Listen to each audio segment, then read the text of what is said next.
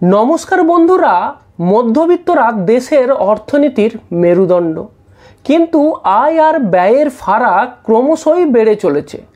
আগামী দিনে দুটো বড় গুরুত্বপূর্ণ ক্ষেত্র সম্পূর্ণরূপে মধ্যবিত্তের নাগালের বাইরে চলে যাবে। আমি কোন দুটো ক্ষেত্রের কথা বলছি? প্রথমটা হলো শিক্ষা আর দ্বিতীয়টা হলো স্বাস্থ্য। কেন বলছি এ কথা? আজকের ভিডিওতে এই নিয়েই বিস্তারিতভাবে আলোচনা করব এবং তার সাথে সাথে জানবো যে কিভাবে আপনি প্ল্যান করবেন যাতে এই দুটো গুরুত্বপূর্ণ ক্ষেত্র আপনার নাগালের মধ্যে থাকে। সবার প্রথমে আসি যে শিক্ষা কেন আমাদের নাগালের বাইরে চলে যাচ্ছে। আপনি দেখুন আমাদের দেশের গড় মূল্যবৃদ্ধি বা ইনফ্লেশন কত। সিপিআই ডেটা যদি আপনি দেখেন তাহলে আমাদের দেশের গড় মূল্যবৃদ্ধি 5.5 থেকে 6%, কিন্তু এডুকেশন সেক্টরেতে সেক্ষেত্রে আপনি দেখবেন যে প্রাইভেট বা বেসরকারি ক্ষেত্রে এই মূল্যবৃদ্ধি কিন্তু আপনার 12 থেকে 14%। এবং তার সাথে সাথে যদি আপনি কলেজ বা বিশ্ববিদ্যালয় সেইগুলোর ক্ষেত্রে আপনি যদি দেখেন তাদের মূল্যবৃদ্ধি বা তাদের যে টিউশন ফি সেটা গত 20 বছরে প্রায় 5 থেকে 6 গুণ হারে বেড়েছে। এইবার আপনি বলবেন যে আপনি কেন বেসরকারি স্কুলের কথাই বলছেন, সরকারি স্কুলও তো আছে। কিন্তু সমস্যা এটাই যে সরকারি স্কুলে কিন্তু বর্তমানেতে পরিকাঠামোগত প্রচুর সমস্যা আছে। স্কুলের টিচারের অভাব আছে, স্যানিটেশনের অভাব, পরিকাঠামোর অভাব। তো এই যে শিক্ষক সংকট, স্যানিটেশনের প্রবলেম, ক্লাসরুম সংকট, এইগুলো কিন্তু ধীরে ধীরে মানুষকে বাধ্য করছে বেসরকারি স্কুলে তাদের সন্তানদেরকে ভর্তি করতে। এছাড়া কিছু সামাজিক চাহিদাও রয়েছে।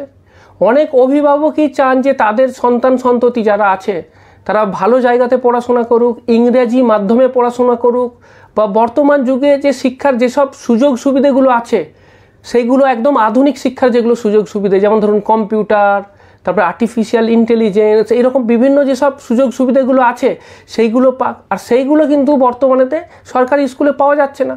তো সেই কারণের জন্যও অনেক অভিভাবকই কিন্তু বেসরকারি স্কুলে পাঠাচ্ছেন। এইবার যদি আপনি খরচের কথা চিন্তা করেন তাহলে দেখতে পাবেন যে একজন সন্তানের জন্য প্রথম ক্লাস থেকে 12 ক্লাস পর্যন্ত তার যদি শুধু টোটাল টিউশন ফিটাই যোগ করি তাহলেই সেটা প্রায় 20 লাখ টাকার কাছাকাছি এসে যাচ্ছে। এইবার ভাবুন যদি আপনার দুটো সন্তান থাকতো তাহলে শুধুমাত্র তাদের পড়াশোনার জন্যই প্রায় 40 থেকে 50 লাখ টাকা খরচা হবে, এবং সেটাও শুধুমাত্র তাদের 12 ক্লাস পর্যন্ত। এরপরে হায়ার স্টাডির কথা তো বাদই দিলাম, সেইখানেতে তো আরও অনেক বেশি খরচা, সেটার খরচা তো আরও অনেক বেশিভাবে বাড়ছে। এইবার প্রশ্ন হলো যে চিকিৎসা ক্ষেত্রই বা কেন নাগালের বাইরে চলে গেল? কারণ চিকিৎসা ক্ষেত্রের ইনফ্লেশন হচ্ছে আপনার বছরে 12 থেকে 14%, আমাদের সাধারণ ইনফ্লেশন ডেটার দ্বিগুণ। এরপরে যেটা সবথেকে বড় সমস্যা সেটা হচ্ছে যে সরকারি পরিষেবার অপ্রতুলতা। আপনি দেখবেন যে সরকারি হাসপাতালেতে সবসময় ঘাটতি লেগেই আছে, ডাক্তারের ঘাটতি, বেডের ঘাটতি। আপনি সেখানে গেলেও কিন্তু সহজে চিকিৎসা পাবেন না। আপনার সম্মত যদি আপনাকে চিকিৎসা করতে হয় বা যদি আপনাকে ইমিডিয়েট চিকিৎসার পরিষেবা নিতে হয় সেক্ষেত্রে কিন্তু আপনাকে বেসরকারি হসপিটালেরই দ্বারস্থ হতে হবে, আর সেইখানের খরচা তো আপনার লাফিয়ে লাফিয়ে বাড়ছে। আর একটা চিকিৎসা ক্ষেত্রে খরচ বৃদ্ধির প্রধান কারণ হচ্ছে যে মানুষের জীবনযাত্রার পরিবর্তন। জীবনযাত্রার পরিবর্তনের কারণেতে বিভিন্ন লাইফস্টাইল ডিজিজ কিন্তু আমাদের হচ্ছে। সেগুলো কি? যেমন ধরুন ডায়াবেটিস, উচ্চ রক্তচাপ, হৃদরোগ, ক্যান্সার, এইগুলো কিন্তু সবই হচ্ছে লাইফস্টাইল ডিজিজ। এইগুলো আবার মধ্যবিত্তকেই সবথেকে বেশি আক্রান্ত, কারণ তাদেরই তো প্রেশার বেশি, চাপ বেশি, এই রোগ বাঁধাচ্ছে, এই রোগ বাড়ছে এবং তার জন্য খরচ বাড়ছে।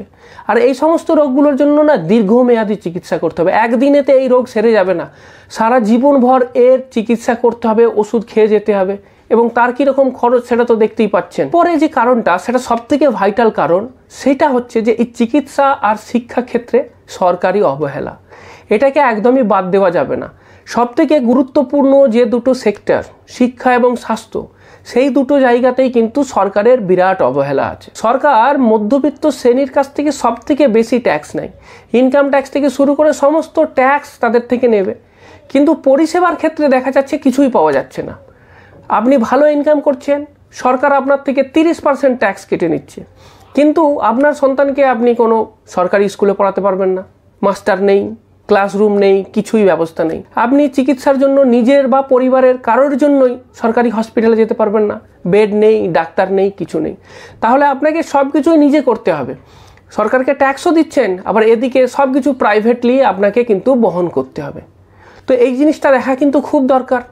আপনি যদি শিক্ষা খাতে 2025-26 বাজেটেতে অ্যালোকেশন দেখেন, সেটা কত? সেটা হচ্ছে 1.28 ট্রিলিয়ন, মানে হচ্ছে আপনার 1,28,000 কোটি টাকা। যদি আমি দেখি সেটা আমাদের টোটাল জিডিপির 2.9%। ন্যাশনাল এডুকেশন পলিসি বা এনপিই তারা যেটা সাজেস্ট করেছিল 2020 সালেতে, যে আমাদের এডুকেশনের জন্য বরাদ্দ হওয়া উচিত টোটাল জিডিপির 6%, মানে যেটা রেকমেন্ডেশন করা হয়েছিল 6%, অ্যাকচুয়ালি তার অর্ধেকেরও কম, 2.9% মাত্র বরাদ্দ। এবার স্বাস্থ্য খাতে যদি আমি দেখি, স্বাস্থ্য খাতে কত টাকা খরচা হয়, কেন্দ্রীয় বাজেটের মাত্র 1.9%, যেটা কিনা আমাদের জিডিপির 1.1 থেকে 2.1%-এর রেঞ্জে থাকে। কিন্তু লক্ষ্যমাত্রা তার থেকে অনেক বেশি, যেটা কিনা 2.5 to 3% হওয়া উচিত। সরকারি হসপিটালেতে বেডের সংখ্যা, ডাক্তার প্রতি রোগীর অনুপাত ওয়ার্ল্ড হেলথ অর্গানাইজেশন বা WHO যে রেকমেন্ডেশন, তার থেকে অনেক অনেক নিচে আছে। সুতরাং বুঝতেই পাচ্ছেন যে আমাদের শিক্ষা আর স্বাস্থ্য ক্ষেত্রে সরকারের মনোযোগ কতখানি। এরপরে মধ্যবিত্তের উপর এর কি প্রভাব আসছে, যেটা নিয়ে আজকে এই ভিডিওটা বানাচ্ছিলাম। কি প্রভাব আসছে?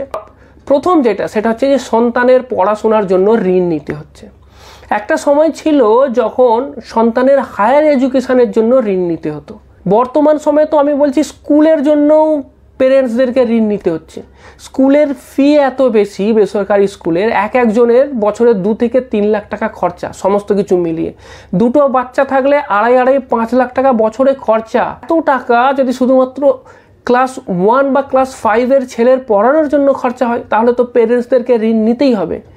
ঋণ নিতে হচ্ছে, নিজের জন্য কিছু সেভিংস, ইনভেস্টমেন্ট কিছুই করা যাচ্ছে না ফিউচারের জন্য। আর সবথেকে গুরুত্বপূর্ণ সেটা হচ্ছে যে মানসম্মত শিক্ষা শুধুমাত্র ধনী মানুষদেরই নাগালের মধ্যে থাকছে, যেটা কিন্তু খুব খুব সমস্যার। গ্রেট ইনইকুয়ালিটি ক্রিয়েট করছে আমাদের দেশের মধ্যে। সেটা কি, যারা ধনী তাদের কাছেই শিক্ষা, আর যারা গরিব তাদের জন্য শিক্ষাই নেই। আমাদের যারা অগ্রজ, বিখ্যাত প্রণম্য যারা মানুষ, ঈশ্বরচন্দ্র বিদ্যাসাগর, রাজা রামমোহন রায়, ডিরোজিও, তারা কি চেয়েছিলেন যে সাধারণ মানুষ শিক্ষা পাক, সবাই শিক্ষার আলোতে আসুক, যাতে এই ধনী আর গরিবের ভেদাভেদটা মুছে যায়।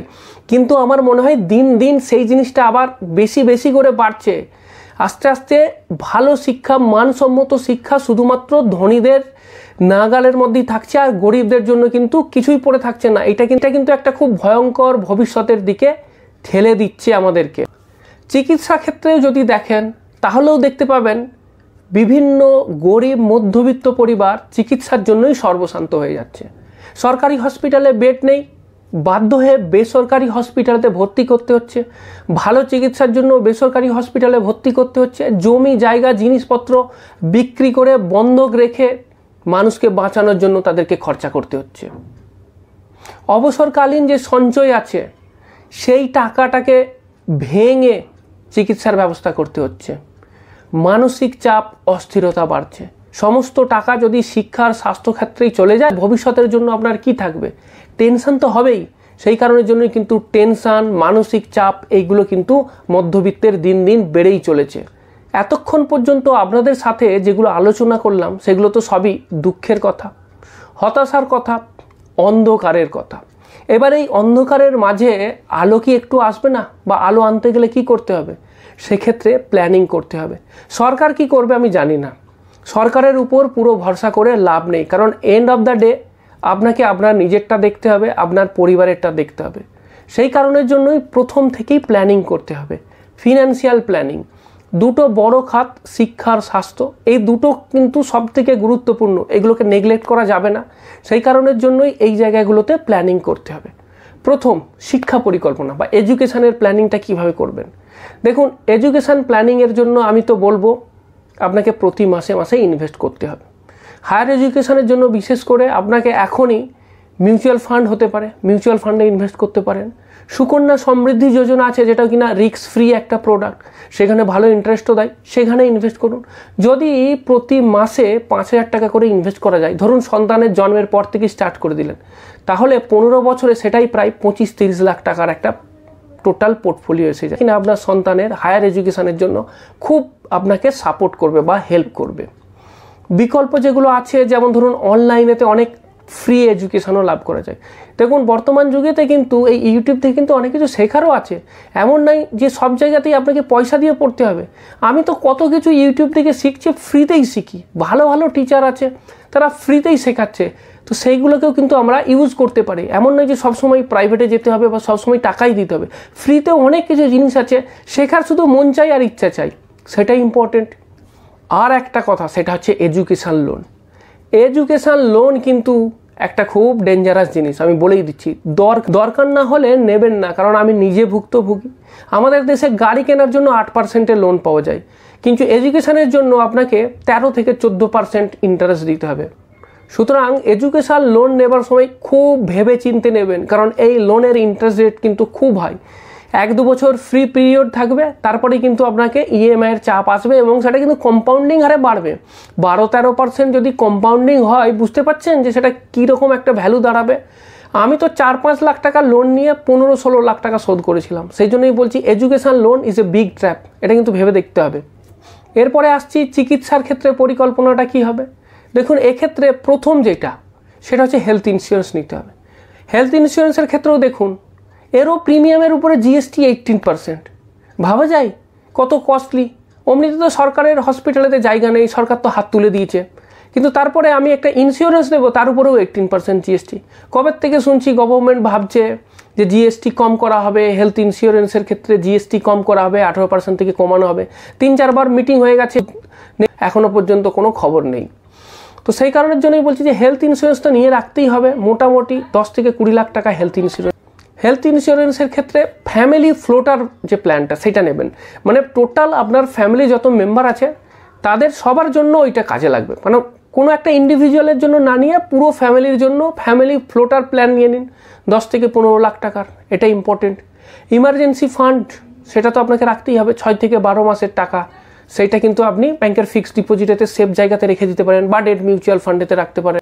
এরপরে হেলথের ক্ষেত্রে প্রিভেনশন ইজ বেটার দ্যান কিউর। সুতরাং প্রথম থেকেই প্রিভেন্টিভ মেজার নিতে হবে।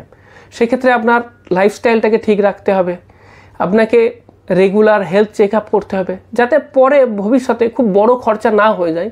সেক্ষেত্রে সেই কারণের জন্যই প্রথম থেকে একটু প্রিভেন্টিভ মেজার নিয়ে রাখতে হবে। সুতরাং এই ভিডিও থেকে মূল বার্তা কি পেলাম?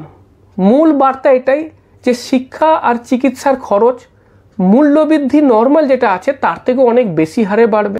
সুতরাং আজ থেকেই যদি সঠিক পরিকল্পনা না করেন, ভবিষ্যতে কিন্তু আপনাকে ঋণের ফাঁদে জড়াতে হবে এবং সেইখান থেকে কিন্তু আপনি আপনার যে অ্যাসেট সেটাকে পার্মানেন্টলি লুজ করবেন। তো সেই কারণের জন্যই আজ থেকেই ইনভেস্ট করুন। দুটো তহবিল তো আপনার লাগবেই লাগবে, একটা হচ্ছে এডুকেশনের জন্য আর একটা হচ্ছে হেলথের জন্য। দুটো তো খুব ইম্পর্টেন্ট। এটা